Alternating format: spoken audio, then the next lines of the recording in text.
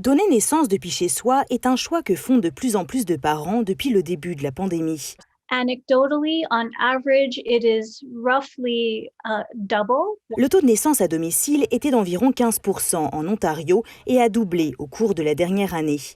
Même constat dans d'autres provinces. Elles vont nous dire qu'elles ont des craintes par rapport à aller à l'hôpital. Pas tout le monde, là, mais un certain pourcentage qu'elles préféraient justement accoucher à la maison de naissance parce qu'ils veulent limiter leur exposition. Donc oui, ça peut les rassurer d'avoir un suivi sage-femme dans un contexte où il y a tellement d'incertitudes avec la pandémie. Elles vivent une grossesse très différente. Je veux avoir ma mère avec moi pour m'aider avec le travail, l'accouchement, tout ça, mais je veux pas non plus que mon conjoint manque les premières minutes de la vie de sa petite.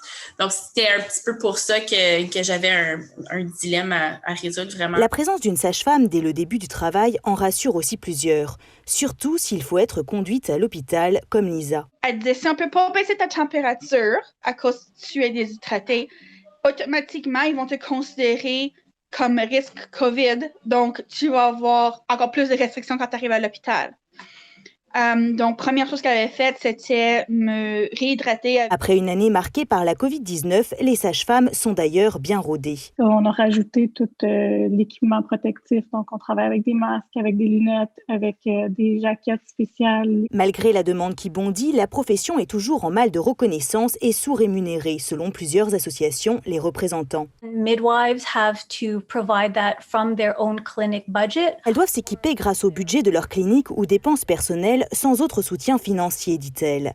Son espoir est que leurs contributions au cours des derniers mois permettent de mieux faire reconnaître et valoriser la profession. Car si la pandémie a d'abord bouleversé de nombreux scénarios de naissance et nécessité des ajustements, l'engouement suscité pour les services des sages-femmes ne semble désormais pas près de s'estomper.